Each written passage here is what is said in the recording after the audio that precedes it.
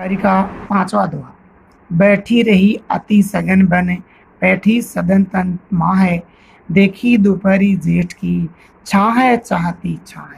इस दोहे के अंदर बिहारी ने जेठ महीने की प्रचंड गर्मी के प्रकोप का वर्णन करते हुए कहा है कि भीषण गर्मी में जब पृथ्वी का संपूर्ण धरातल जल रहा होता है, ऐसे में हो सके तो बाहर जाने की अपेक्षा लोग अपने घरों में ही रहना चाहते हैं।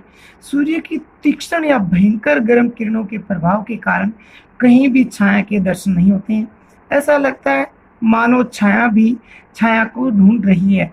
अतः ऐसा लग रहा है कि जेठ मास की भीषण गर्मी से त्रस्त होकर, परेशान होकर छाया भी छाया की आकांक्षा में या तो सघन वनों में जाकर बैठ गई है या लोगों के घर में छिप गई है। इस दोहे में शाब्दिक अर्थ देखिए। अति का अर्थ होता है बहुत अधिक, अत्यधिक। सघन का अर्थ है घना, वन, जंगल।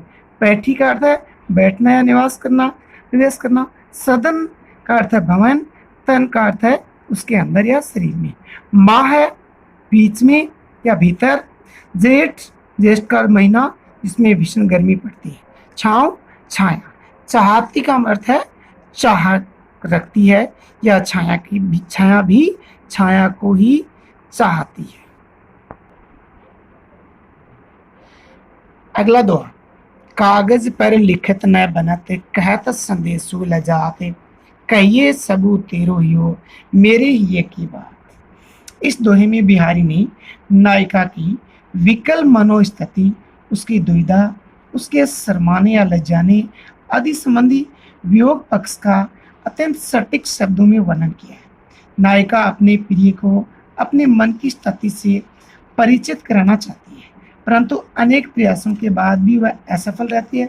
बिहारी कहते हैं कि अत्यधिक संवेद या पसीना, कंपन और आंसुओं के कारण नायिका अपने प्रिय को संदेश लिखने में असमर्थ है। अपने हृदय के भावों को दूत के माध्यम से संदेश के रूप में व्यक्त करने में वो लज्जा रही है, शर्मा रही है। अतः वह अपने प्रेमी से यही कहती है कि विरह की इस स्थिति में तुम्हारा हृदय ही मेरे हृदय की सारी बातें कह देगा, क्योंकि मेरी और तुम्हारी स्थिति एक जैसी है, इसलिए कुछ लिखकर या बोलकर कहने की आवश्यकता नहीं है। इस दोहे में शाब्दिक अर्थों में कागज का अर्थ कागजाई, न बनत का अर्थ है बन नहीं पाती या असमर्थ होना। संदेश का अर्थ सूचना या समाचार। लजाना, संकोच करना या शर्माना। कहिए, कहती है। सबू, सभी। तेरो, तुम्हारा। यो, हृदय, ये की, अपने हृदय की बात। बिहारी का अगला दोहा। प्रकट भये दिविराज कुल, सुबस बसे ब्रिज आई, मेरो हरो कलेश सब, केशव केशव राय। इस दोहे में बिहारी कवि कह रहे हैं, श्री कृष्ण को संबोधित करते हुए कि हे श्री कृष्ण, पिता तुल्य, आप मेरे मन के जीवन के सभी क्लेशों को, दुखों को दूर करो। पिता के रूप में तुम श्री कृष्ण उपस्थित हो, क्योंकि पिता संतान का दुख स्वभाव से ही हरता है, अर्थात पिता अपनी संतान का दुख दूर करना चाहता है। उसी प्रकार से श्री कृष्ण वो भी अपनी प्रजा के दुखों को दूर करना चाहते हैं। बिहारी भक्ति के मर्म ज्ञाता है, अतः एक पिता की मनस्थिति के अनुसार अपने सांसारिक दुखों को दूर करने के लिए केशव राय भगवान श्री कृष्ण से वो प्रार्थना कर रहे हैं। कवि बिहारी कहते हैं कि हे श्री कृष्ण, आप चंद्रकूल के यदुवंश में उत्पन्न हुए, अपनी इच्छा से ब्रज में आकर रहने लगे। अतः हे श्री कृष्ण, आप मेरे सभी सांसारिक कष्टों को दूर करें। यहाँ इस दोहे में केशव राय के दो अर्थ हैं, एक श्री कृष्ण के रूप में और दूसरे बिहारी के पिता के रूप में। इस दोहे के शाब्दिक अर्थ देखिए। प्रकट का अर्थ है प्रकट होना। दिविराज, ब्राह्मण, कुल का अर्थ वंश। चंद्रकुल, वंश, जो दिविराज वंश है, चंद्रकुल वंश। सुबस, शब्द स्वेच्छा से। बसे, बसना या निवास करना। ब्रज, जो प्रदेश जहाँ श्री कृष्ण रहते थे। हरो का अर्थ है हरना या दूर करना, क्लेश दुख। केशव श्री कृष्ण के लिए प्रयोग हुआ है।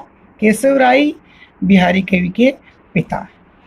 बिहारी का अंतिम दोहा, जप माला छापे तिलक सिरे न एको कामू, मन कांचे नाचे वृथा सांचे राचे राम। इस दोहे में बिहारी कवि कह रहे हैं अपनी भक्ति भावना को प्रकट करते हुए कि ईश्वर भक्ति में ढोंग, आडंबर और पाखंड का बिल्कुल भी स्थान नहीं था। बिहारी स्वयं भक्ति में आडंबर और पाखंडों की निंदा करते हैं और निंदा करते हुए कह रहे हैं कि सच्चे मन में ईश्वर निवास करता है। यदि सच्चे मन से ईश्वर की उपासना की जाए, उसकी पूजा की जाए, तो उस व्यक्ति के मन की पुकार ईश्वर अवश्य सुनता है।